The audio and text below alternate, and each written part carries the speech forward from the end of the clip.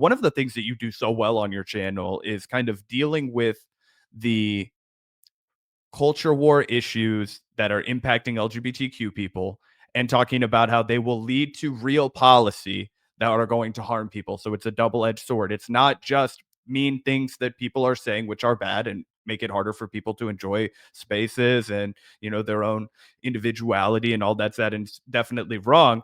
But it gets a lot worse when it meets the road and it becomes a policy issue. I wanted to play this clip from Donald Trump's inauguration and then get your thoughts on it, particularly as it pertains to LGBTQ rights. Are you anticipating a rollback? Obviously, when it comes to rights for our trans homies, when it comes to their ability to get, gender affirming care, but also when it comes to settled law court rulings like Obergefell, where it's like, hey, they might decide to leave it up to the states again if they're going to recognize a same sex marriage. Let's take a look. This week, I will also end the government policy of trying to socially engineer race and gender into every aspect of public and private life.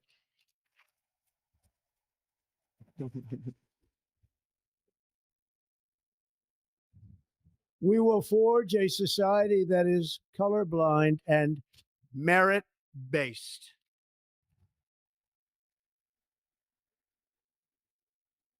As of today, it will henceforth be the official policy of the United States government that there are only two genders, male and female. It's so stupid. That's the official policy of the United States. Yeah. Remember when Joe Biden was asked and he said at least three? There's at least three genders. That was an iconic moment, honestly, from Biden. See, it's directly correlated with the price of eggs, right? The less genders there are, the lower the prices of eggs are. So it actually is meaningful policy. No. So this is not surprising to me at all. It's why I was telling everybody who I know who's trans and also trying to say this on my broadcast, get your passport updated because that is a 10-year document that you will have with you. So if you didn't get that updated, still try to do it anyway. But yeah, so I think that he is going to focus on trans rights. How much? I'm not necessarily sure because, they've already been rolled back at the state level. I believe it's like 24, 25 states have banned gender affirming care for trans youth. The Supreme Court just heard oral arguments about that, likely going to uphold that. So the question is, like, how much further does he go? Does this extend to adults? That's the biggest question in my mind, and it's a game of wait and see.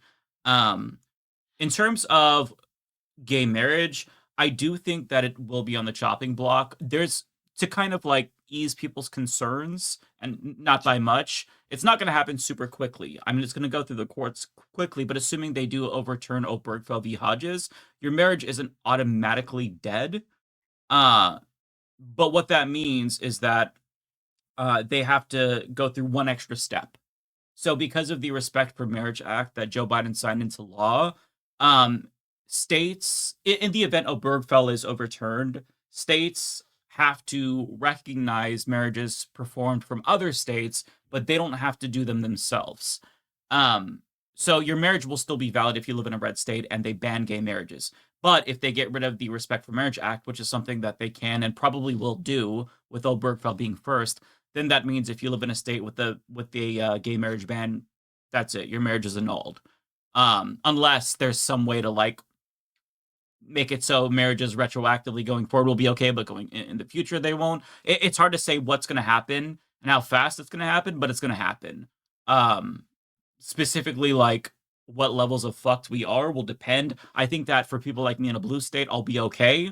It's going to be people in a red state. So like, if you are a same-sex couple in like Alabama, you're probably already thinking about this, but you might want to find an exit plan. Especially if you're older, because really that's when, there's 1,200 benefits to marriage at the federal level. But if you're older and you really need to see like your spouse in the hospital, or they might pass soon and you need that Social Security to survive from them, you want to think of an exit plan. Easier said than done because it costs a lot of money to move. But yeah, it's gonna be pretty pretty fucked up. The question is like, what happens to the existing marriages going forward? They're going to be banned probably. I'd say it's like 60% chance at a minimum. But the ones that exist, that is an open question. So I don't know what'll happen. We'll just have to wait and see.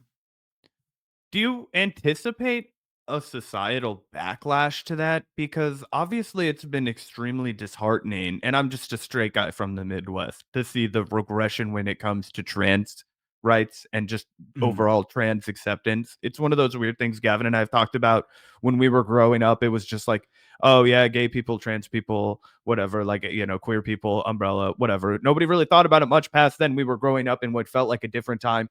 And there As soon were as gay marriage got legalized, I would say it was a pretty hot debate up until that point. Yeah. I mean, yeah, and maybe I just missed that, right? Maybe I was insulated in my own community. Maybe I didn't really think about it too much, but it wasn't something that to me felt that different from, the regular gay rights achievements and accomplishments that it felt like we were seeing towards the tail end of the Barack Obama administration.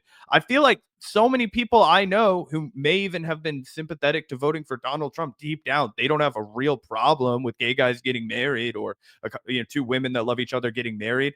There may have been more success when it comes to demonizing and vilifying trans people. But do you expect any kind of backlash to MAGA as a result of people being like, wait, what the fuck? We didn't think you'd do this? Uh, Kinda. I think that it'll mostly be like leftists that will, and centrists probably, even center right people who will rebel. MAGA, not so much. The Libertarians, maybe I could see them getting libertarians, pissed. I could see them being mad about this, but the question is like, what is that backlash going to lead to, right? Because in 2020, we saw the biggest civil rights protests ever. It was around the globe, the George Floyd protests. What did that result in? Trump wanted to shoot protesters in the legs. Biden did jack shit.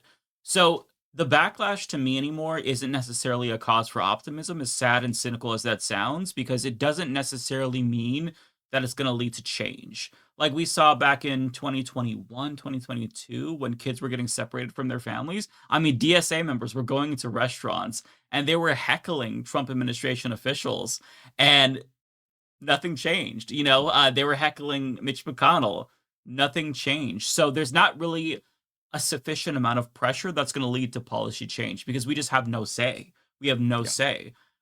So that to me is sad, but I mean, it's kind of, listen, if you're a queer person, I think that you're not going to be surprised. And even if you're a straight ally, you probably won't be surprised because you're going to deal with this all throughout your life, right? Like, I think that every queer person has experienced coming out and then somebody accepting them and then rejecting them in the future. It's happened to me multiple times with the same person. My sister, for example, rejected me at first, then accepted me, then rejected me again, accepted me again, rejects our trans family member. It's one of those situations where your opinion changes based on who Yeah. you know, who you're friends with, your religiosity. So when you go back to church more, um, you Crazy might how some start to people are rethink like it. that. Right. A lot of people, their entire identity changes on relationships too. Yep. So getting with somebody Mhm. that's more religious might reignite that religiosity. So this is just like the societal trend, right? You're seeing this all the time. I mean, every time you start a new job and you're trans, you've got to come out at some point as trans, and you're gonna face rejection or acceptance. So if you are a queer person, your whole life is experiencing acceptance and rejection, and this is really no different than that. And I feel like if you are old enough, you've kind of built up a little bit of a tolerance to it where you're numb to it. Not that it doesn't suck, but like you just kind of expect it. And since your hopes aren't super high in the first place, then it's not going to be as crushing. I mean, it depends on the person, right? I'm kind of speaking for myself and projecting what I feel. But I think that things are going to get bad, really, really bad. And if you could survive this, they're probably going to get good again eventually. I don't know how Well, long it's going to take, but they will get good again at some point. yeah, that's my hope, man. And I appreciate that ounce of optimism there or hopefulness from you because I share that. And I want to talk about, potentially on this show how we can get to that point and defeat fascism, right? Defeat this administration and everything that it represents. And I think we have to think a little bit bigger than just politics. And I think if there is maybe any silver lining in this reelection of Donald Trump and the utter obliteration of the Democratic Party establishment as represented by Kamala Harris and Joe Biden, it does kind of force at least I hope it does kind of force there to be a bit of a reset, not just in Yeah. the way the Democratic Party operates, but also in the way Democratic voters think about things. For example, I don't think that MSNBC will have as much sway over the conversation in 2028, assuming there's a primary, as they did in 2020, when they basically single-handedly convinced a bunch of boomers and older Democratic voters to vote Biden instead of Bernie, scared them into thinking that Biden was the only candidate that could defeat Donald Trump, and ultimately, again, was a huge part of the reason why Bernie and his movement was taken down. I don't see MSNBC having that much influence anymore. It seems like a lot of that establishment wisdom is being thrown out the window. And a lot of people, frankly, are saying Bernie was goddamn right. Even former critics of Bernie Sanders, even some of the people that participated most in the tearing down of him in 2016 are now kind of like, yeah, he was right. And I think that some voters will wisen up and realize that it's not going to be enough to nominate another establishment kind of corporate Democratic figure, someone like a Gavin Newsom or a Pete Buttigieg in 2028. It's going to take more than that. And I think that, MAGA is a cultural force. And I want to get your opinion on this, Mike. The left, I think we need to realize that we have to be a cultural force as well. It's something that I've been thinking about a lot in relation to like the 1960s. It seems like people really understood the power of a genuine movement, on the streets, people participating not just in an anti-war movement, but a liberation movement overall, revolutionary cultural force, a moment in American history where people said, we want something new, we want something else, let's move on, let's progress. And do you think that's something that could be in any way replicated, right? Like a real cultural revolution that arrives in the form of a backlash to all of this regression that we see under Donald Trump, not just the expansionist, rhetoric about manifest destiny and taking over other countries, but also, the assault on women's rights, the assault on gay rights, the assault on immigrants' rights. All of this stuff could come to a head in the form of cultural backlash, a real cultural revolution. Do you think that's something that we could see, or something that we could at least stoke the flames of? I think it's possible. Um, it just depends. It depends on how serious Americans are. Like, if it's just another protest like Occupy, it could be easily propagandized. If Americans actually, um, how do I want to word this? So as to not get on an FBI watch list. If so, Oh, if it's the okay, Mr. Bezos. This is a character for a film on radical left wokeism, and he is Marlon Brandoing it for a few minutes. He's Yeah. not actually interested in pulling a Ted Kaczynski. Go on. yeah, thank you. So if people treat this more like a video game, like Mario Brothers, Luigi in particular, and we see that more frequently, I think that could catalyze change. One problem is that what Americans have to understand, for those who are yearning for a revolution, is that America has a monopoly on violence, military power.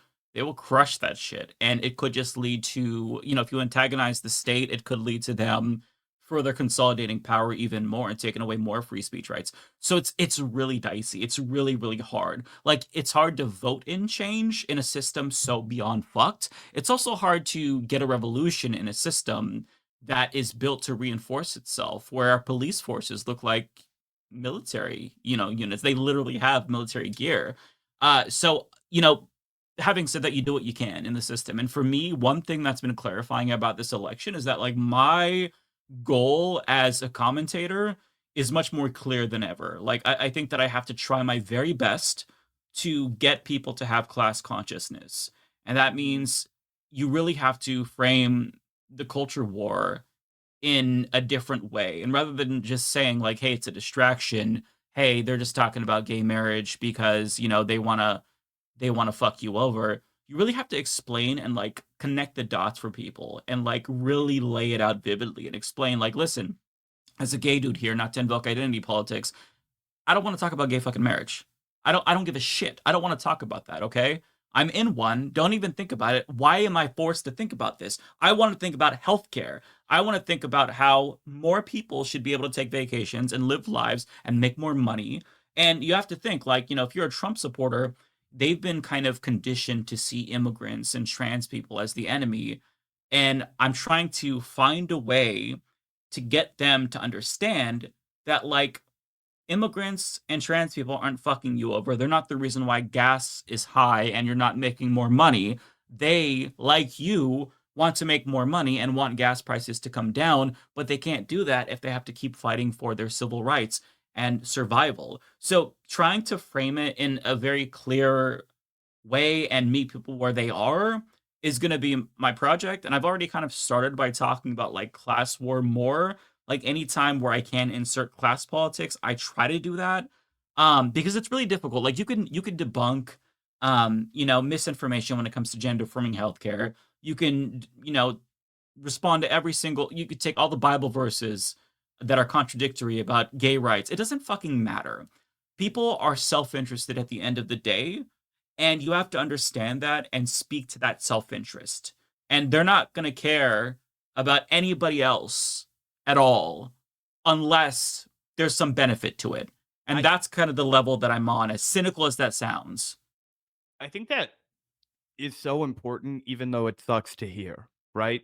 You're totally right that there has to be something in it for the person to want to be engaged, whoever that person is. I think it's a big problem with the Kamala Harris campaign, right? Do this for the betterment of others didn't exactly bring people out in droves as a slogan, right? Because it was like, well, what are you going to do for me? Nothing. Okay, I think I'll just stay home.